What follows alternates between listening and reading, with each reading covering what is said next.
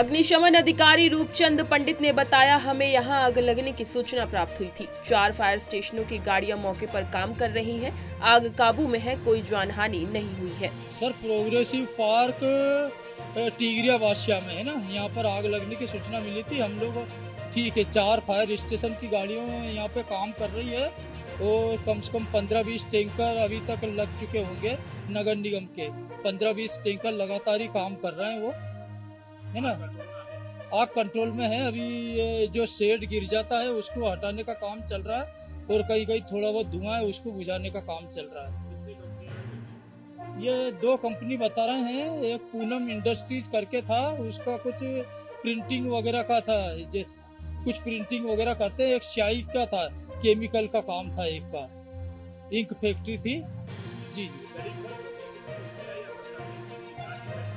हाँ, ये फायर वाहनों को आगे ही खड़ा करा क्योंकि हमको पानी भी लगता है, तो इसलिए हमने दूर ही खड़ा करा। इनको परेशानी तो आती ही, फिर वो इसको चारों तरफ से बुझाया इसी आग को। 2 गाड़ियां तो पीछे की तरफ भी लगी थी और 2 गाड़ियां यहाँ पर लगी थी।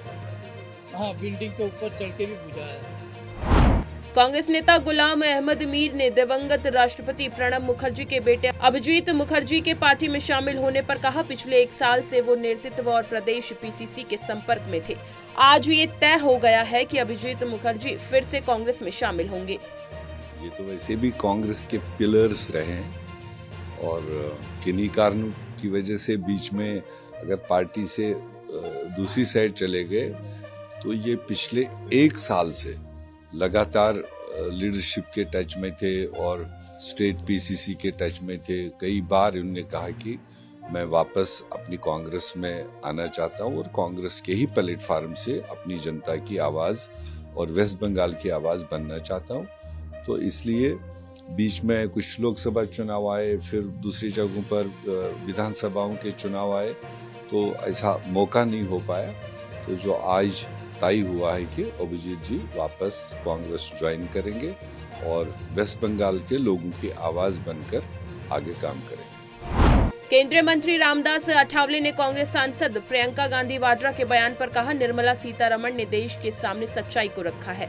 निर्मला सीतारमण ने बताया कि कांग्रेस के जमाने में देश की अर्थव्यवस्था जैसी थी उससे आज काफी बेहतर हुई है। निर्मला सीतारमण ने आंकड़ों के साथ सारी बातें कही हैं। मुझे लगता है कि प्रियंका गांधी ये अभी लोकसभा में आई है, उनके बारे में उनको आदर है।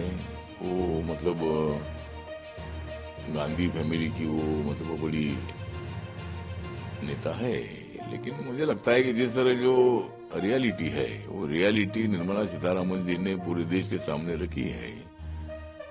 कल मतलब जो अर्थसंकल्प पर जो चर्चा हुई थी, अनेक लोगों ने, अनेक पार्टी के लोगों ने अपनी भूमिका रखी थी और उसमें रिप्लाई देते वक्त निर्मला सीतारमण जी ने ये बताया कि भाई कांग्रेस के जमाने में जिस तरह अपने देश की इकोनॉमी थी उससे अभी 10 सालों में एकदम बेहतर अपनी इकोनॉमी हुई है। उसके आंकड़े उन्होंने मतलब कल हाउस में रखे थे और उसके साथ साथ उन्होंने भी बताया था कि भाई विरोधी दल के लोग बोलते हुए हमारे राज्य को मिला नहीं, कुछ भी नहीं मिला है।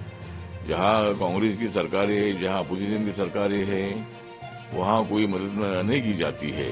लेकिन निर्मला सीतारमण जी ने आंकड़े के साथ बताया है कि भाई हर क्षेत्र के लिए, हर राज्य के लिए हमने मदद दी है। शिवसेना यूबीटी सांसद प्रियंका चतुर्वेदी ने प्रधानमंत्री मोदी की फ्रांस के मार्सिले की यात्रा पर कहा, वीर सावरकर इतिहास में एक विशिष्ट व्यक्ति, स्वतंत्रता सेनानी रहे हैं। स्वतंत्रता आंदोलन में उनका रास्ता अलग हो सकता है, लेकिन उन्होंने इसमें योगदान दिया है। वीर सावरकर जी के लिए वो एक इम्पॉर्टेंट हिस्ट्री का एक प्रोमिनेंट फिगर हैं, फ्रीडम फाइटर रहे हैं। हो सकता है उनके रास्ते अलग हों फ्रीडम मूवमेंट में, पर उन्होंने भी योगदान निभाया है। उनको वहाँ पर जाकर एक्नॉलेज करना और जहाँ से उनका संघर्ष शुरू हुआ था और जिस तरीके से फिर उनका कारावास में डाला था देश में आकर ब्रिटिशर्स ने, वो देश की जनता भूल नहीं सकती है। तो अगर वहाँ पे जाकर उनको सम्मान दिया है, मैं नहीं मानती हूँ कि इस पर किसी तरीके की राजनीति होनी चाहिए। हमारे सारे फ्रीडम फाइटर्स को सम्मान मिलना चाहिए। आम आदमी पार्टी प्रवक्ता प्रियंका कक्कड़ ने कहा, ये गुटबाजी के सीधे संकेत है। 10-10 की टुकड़ी में गुट मिल रहे हैं क्योंकि ये तय नहीं कर पा रहे कि आखिर दिल्ली का मुख्यमंत्री कौन बनेगा। देखिए, ये गुटबाजी के सीधे संकेत हैं। 10-10 की टुकड़ी में गुट मिल रहे हैं क्योंकि ये डिसाइड नहीं कर पा रहे, आपस में इनसे डिसीजन नहीं हो पा रहा कि सीएम कौन बनेगा। इनके आपस में लड़ाई चल रही है, पर इस सारी लड़ाई में दिल्ली की जनता की ओर से कल खबर आ रही थी कि दिल्ली में लंबे लंबे पावर कट्स लगे हैं कुछ जगह पर। इनको जल्दी से अपना सीएम नियुक्त करना चाहिए, आपसी लड़ाइयां बंद करके, और दिल्ली की गवर्नेंस पर ध्यान देना चाहिए।